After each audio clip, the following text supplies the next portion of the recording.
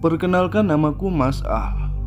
Perjalananku yang dibilang sukses sampai ke puncak Dempo dalam pendakian kali ini, banyak sekali kisah yang dapat diceritakan, antara bahagia, sedih, dan juga hal-hal mistis.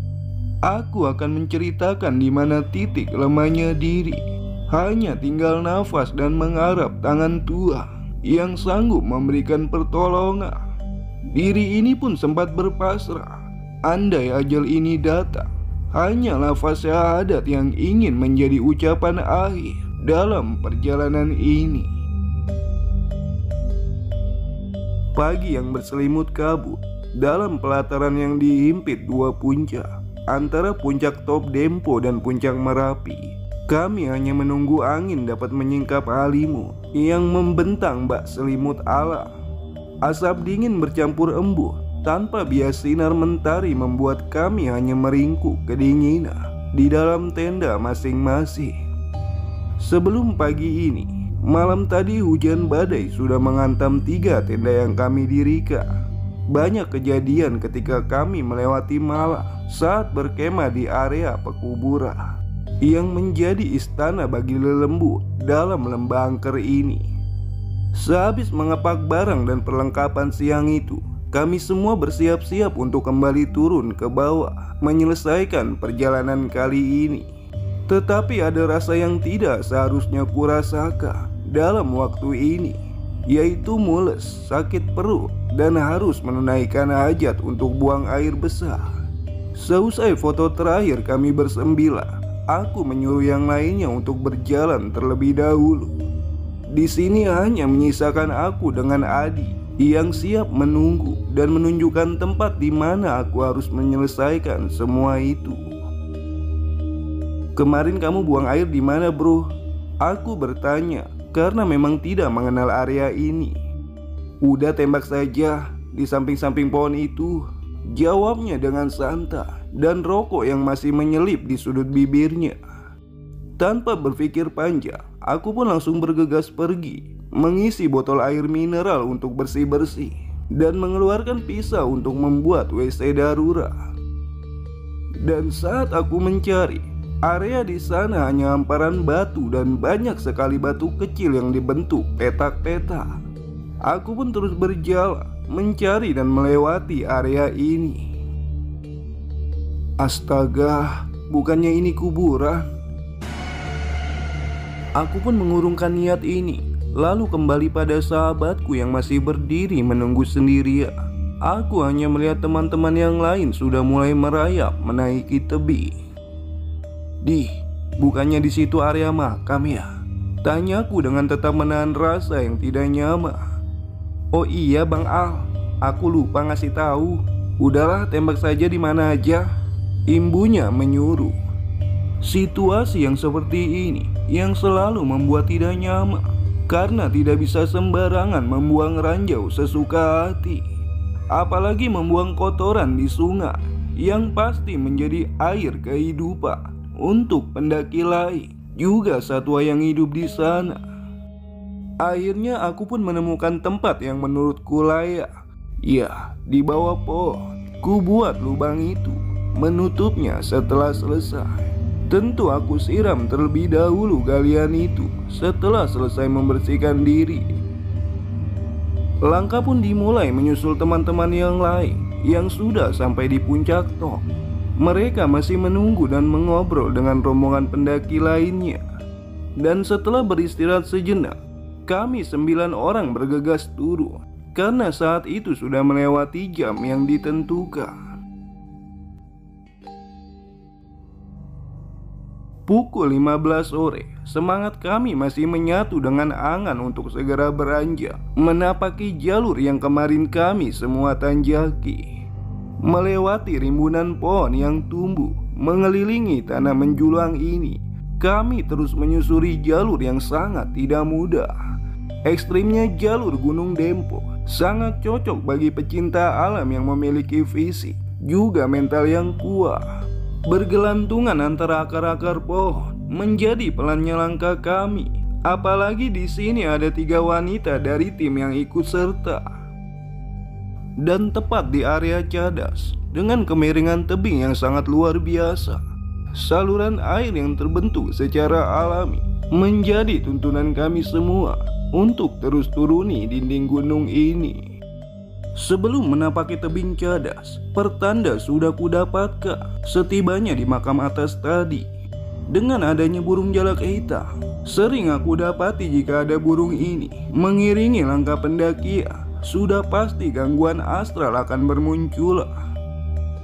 Karena sebagian dari mereka memilih untuk istirahat sejenak sebelum melanjutkan perjalanan melewati tebing licin itu, aku, Edo dan Mira memilih turun duluan, merangkak pelan agar tetap jarak kami tidak seberapa jauh.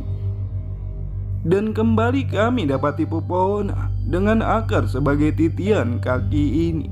Dan dari situ kami terpisah dengan mereka berenam di atas sana.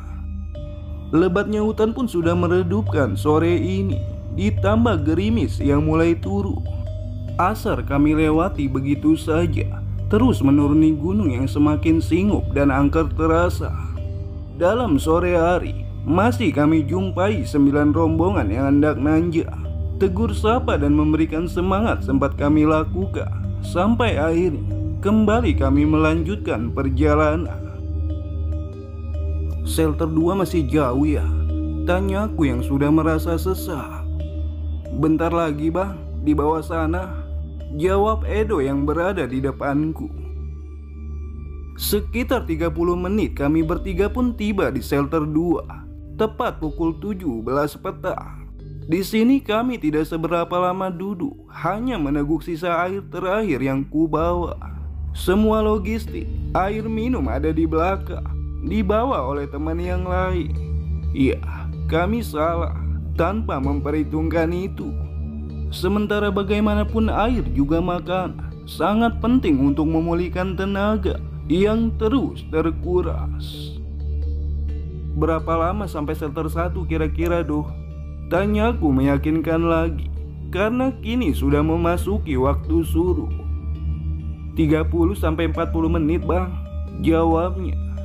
Sementara semua pun terlihat begitu kelelahan. Waktu yang diperkirakan tentu saja akan mundur lebih lama sedikit, karena langkah pasti akan semakin melambat. Udara pun semakin dingin menusuk tulang. Rintikan gerimis semakin membasahi kami yang tengah bersiap-siap menjinjing keril yang menjadi beban kami bertiga. Gelap pun semakin terasa alam yang kami jamah. Terlihat kilatan cahaya memecah remangan rimba ini. Belum seberapa jauh kami bertiga meninggalkan shelter 2 tadi, sangat terasa keganjilan tengah ikut serta mengiringi dari belakang. Bercak langkah kaki yang mengikuti terus sampai patahan ranting-ranting kering terus terdengar. 2 kali kami merambat menuruni akar pepohonan sampai tiba di area di mana ada pohon yang cukup besar melintang rubuh di tengah jalur karena badai semalam. "Bang, hujan!" teriak Edo dari depan. Iya, hujan pun tiba-tiba mengguyur dengan derasnya. Kami terus melangkah melewati pohon tumbang itu. Jalur pun kini berubah bagaikan sungai yang begitu deras mengalir air dari atas. Semua terasa semakin dingin. Haus tiba-tiba kurasakan. Bahkan menelan ludahku sendiri rasanya begitu pahit. Beban tas gunung semakin berat terasa, membuat gemetarnya seluruh tubuh ini. "Jangan terburu-buru," teriakku dari belakang, memanggil mereka yang berjalan semakin cepat. Kepala pun terasa berat saat semua yang kukenakan sudah basah, tidak dapat menahan derasnya air hujan. Meski air langit mengguyur dengan dahsyat, masih kudengar suara burung yang berkicau dari sisi sebelah jalur. Sejenak pikiran ini mengambang. Burung apa yang berkicau di tengah derasnya hujan? "Bagaimana Bang Al?" tanya Mira yang seakan membangunkanku dari pemikiran konyol barusan. "Iya, ayo lanjut deh," jawabku dengan tubuh yang sudah mulai menggigil. Aku pun melihat Edo yang kini semakin diam, berteriak sesekali untuk mengusir lelah juga dingin yang ia rasakan. Mira yang juga hanya diam, terus mengikuti langkah dari belakang tanpa bergeming sedikit pun. Aku yang merasakan berbagai kejanggalan pun hanya terus berjalan semampunya di bagian paling belakang. Jumlah ganjil ini menjadi permainan bagi mereka yang tidak bisa dilihat, namun langkahnya terus terdengar dari belakang.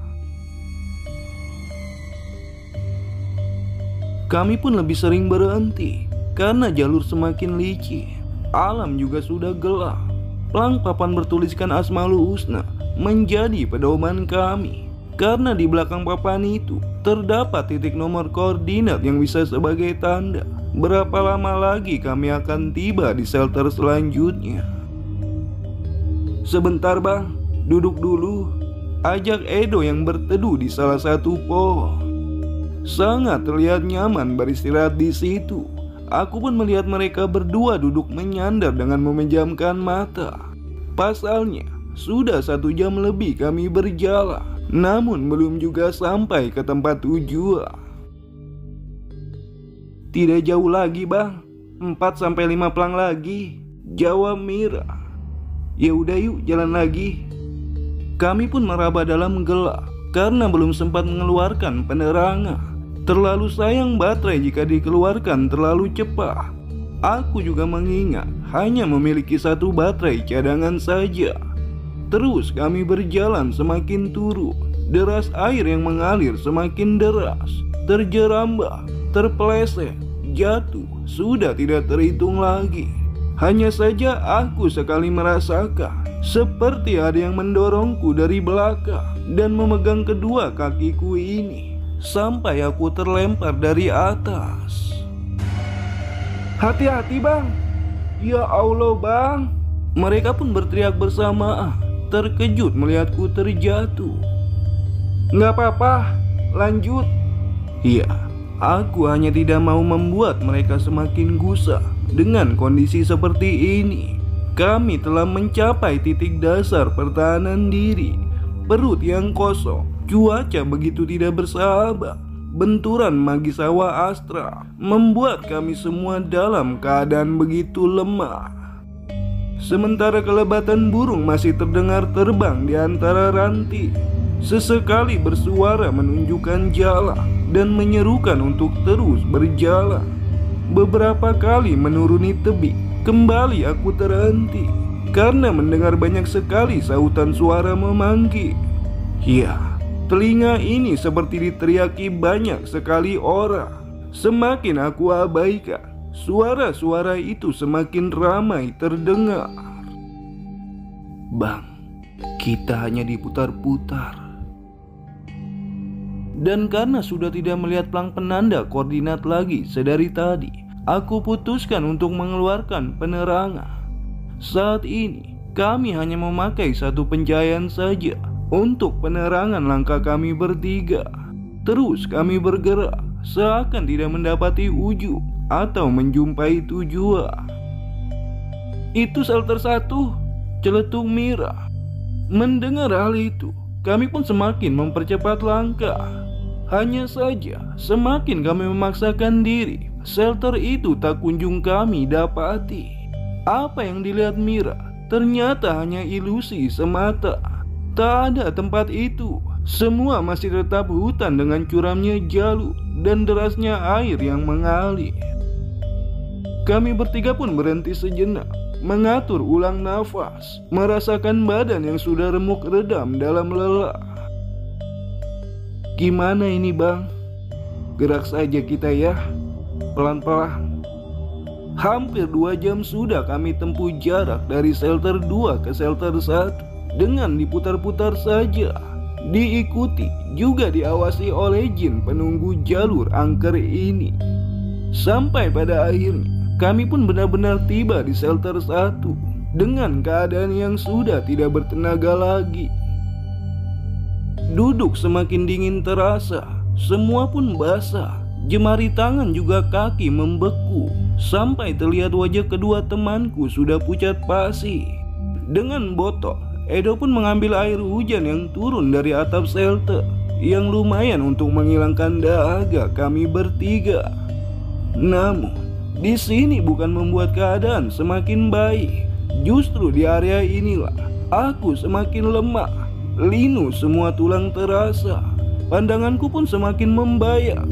Dingin terus menyusup bagai tangan kematian yang mengelus dan siap mencabut kehidupan. Kami semua pun duduk, mengganti pakaian dengan yang kering. Aku mengeluarkan pakaian dari dalam kerek dengan tangan yang bergemetar. Satu persatu ku lepas jaket, kaos, dan mengganti dengan sweater.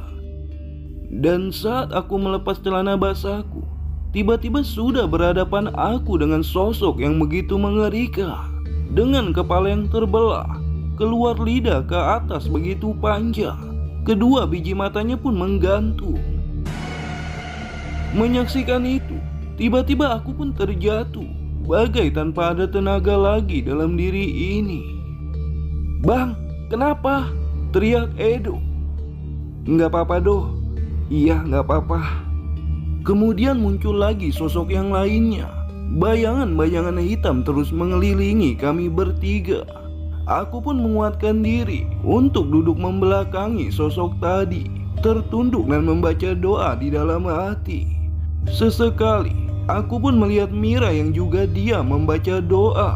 Sementara Edo terus menelisik ke segala arah, menyaksikan satu persatu sosok yang mulai bermunculan. "Suara azan," ucap Edo. "Nggak ada bang," jawab Mira.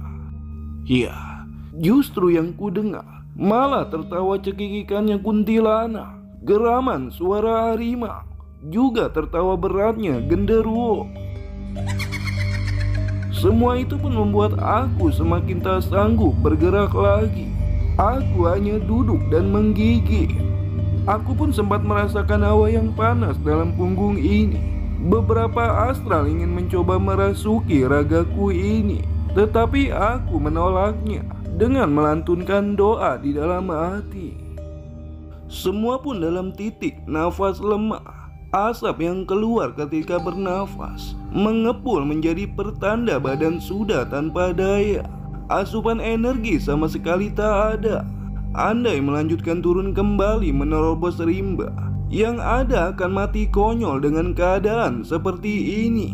Dan dengan saling diam, menambah pekatnya suasana mistis area shelter ini. Semakin kuat mereka terus bermunculan, ingin menguasai kami. Semakin diam semakin lemah, menghadapi diri sendiri yang kini hampir diserang hipotermia. 70% aku sudah tak mampu lagi bertahan dan berpikir secara sehat.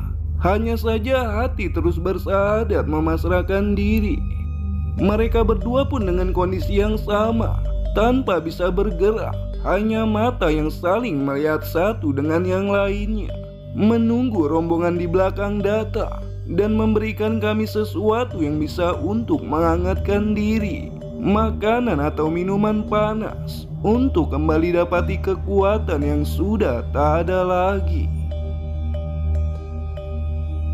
Di dalam lemahnya diri, di mana landas kekuatanku benar-benar sudah sangat mencapai titik dasar, saat semua astral menggerayangi dengan tangan-tangan mautnya, aku pun diam terperangkap tanpa daya apapun.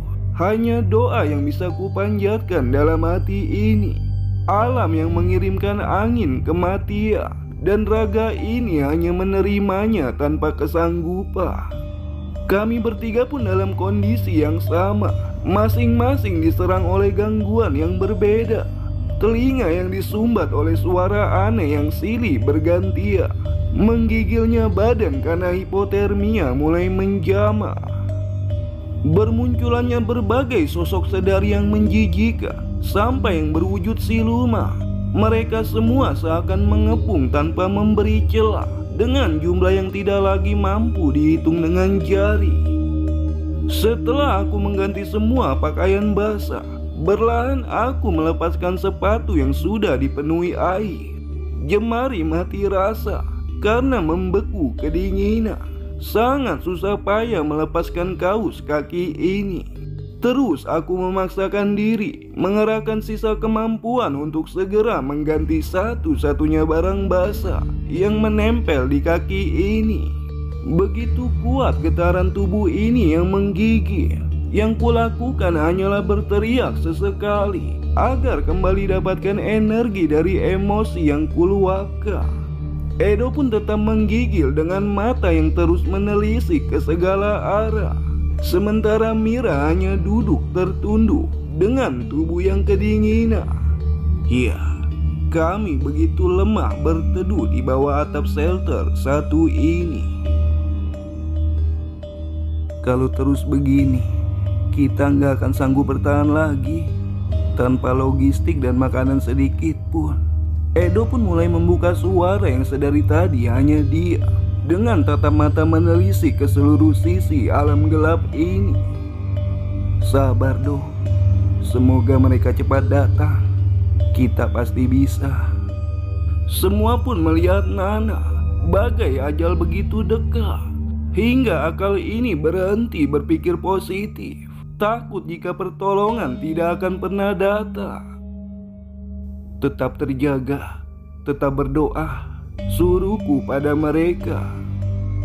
Hanya saja di antara kami bertiga, hanya Edo lah yang terlihat begitu resah. Bukan karena menyaksikan wujud itu, tetapi sebuah kabar yang ia terima di atas puncak tadi. Ketika ia mendapatkan sinyal, sebuah pesan dari ibundanya masuk dan terbaca. Jika neneknya meninggal tadi pagi. Pukulan itu pun telak menghantam batinnya. Sampai kami putuskan untuk turun terlebih dahulu mengejar waktu. Hanya saja alam belum mengizinkan kami untuk keluar dari rimba angker ini. Berjam-jam sebelumnya kami sudah diputar-putar dalam satu area. Sampai di sini, semua pun dengan keadaan yang begitu parah. Menyandar berusaha mengatur nafas yang kini mulai tersengat. Batuk terus keluar dari mulutku. Ludah yang terasa pahit kutelan berlalah. Air hujan kami minum agar tidak kehilangan kesadaran diri. Dengan setengah terpejam, aku pun meminta maaf ke Edo karena telah gagal menemaninya turun sesuai waktu yang telah kami prediksi. Maafin aku Do, kita nggak bisa cepat sampai bawah dan pulang. Jangan pikirin itu Bang, ini sudah kehendak alam. Kita kuatkan diri saja untuk keluar dari pendakian ini dengan selamat. Kembali kurasakan perih hati untuk kedua kalinya. Kata bijak yang terdengar begitu luar biasa. Meski sudah berupaya semampunya, halangan itu seakan tidak pernah habis, tidak pernah berhenti, sampai kami bertiga benar-benar dapat selamat. Ini bukan salah siapa-siapa Bang, hanya memang kali ini alam sedang tidak bagus. Mira pun mulai berkata dengan menatap ke arahku. Iya, terima kasih deh. Duh, kita sama-sama harus bisa keluar dari sini. Kita pasti bisa. Ya, tiga tubuh yang berjuang dalam lapar. Dingin yang begitu kuat terus menerpa. Tiga raga yang hampir menyerah, namun tetap saling menguatkan. Tiga jiwa dengan sisa kepasrahan, mengharap Tuhan segera menuntun orang lain untuk memberi pertolongan. Hanya keajaiban Tuhan yang terus menjadi keinginan besarnya harapan hati. Kami tiga manusia yang bernaung dalam satu tempat di tengah kegelapan. Pekat ini adalah saksi jika kami pernah lemah dalam menapaki suatu pendakian ke lama alam yang digentayangi berbagai roh halus. Ada yang datang, ucap Mira yang menunjuk ke arah kegelapan. Ditunggu saja, ucap Edo. Aku pun hanya diam. Pasalnya yang dilihat Mira bukanlah manusia. Mereka sedari tadi terlihat. Hanya saja baru kali ini indera keenam Mira terbuka dan melihat hal mistis itu. Edo memberi jawaban demikian lantaran ia sudah sadar dan tahu dengan apa yang dilihat Mira. Bukan halusinasi, Tetapi memang begitu kenyataannya. Terkadang mata batin akan terbuka dengan sendirinya dalam waktu, tempat, dan keadaan tertentu. Kepekaan menjadi hadiah atau karunia sesaat, sampai semua itu menghilang atau tetap ada selamanya. Mira pun hanya duduk dengan tatapan kosong dan bibir yang membiru. Tidak ada kekuatan apapun. Manusia di bawah kuasa semesta.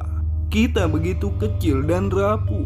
Dengan sangat mudah maut meremas kehidupan ketika mereka mau hanya berpasrah dalam keadaan paling dasar, antara ketidaksanggupan di sisi nafas terakhir. Sampai Tuhan pun menuntun mereka berenam datang, memberi keselamatan pada kami yang sudah duduk tak berdaya. Begitu dekat antara shelter 2 ke shelter 1 jika ditempuh secara normal. Namun kami menjamah dimensi lain yang semuanya tidak dapat diprediksi secara naluriah. Alam kedua bukan untuk diremehkan. Meski kini kami selamat dan mampu keluar dari cengkraman kekelaman yang hampir memupus kehidupan. Saya Ipen Alzikra. Sampai bertemu di kisah jejak 9 pendakian Gunung Dempo. Nantikan juga bagaimana kondisi yang lainnya saat melewati jagat angker ini.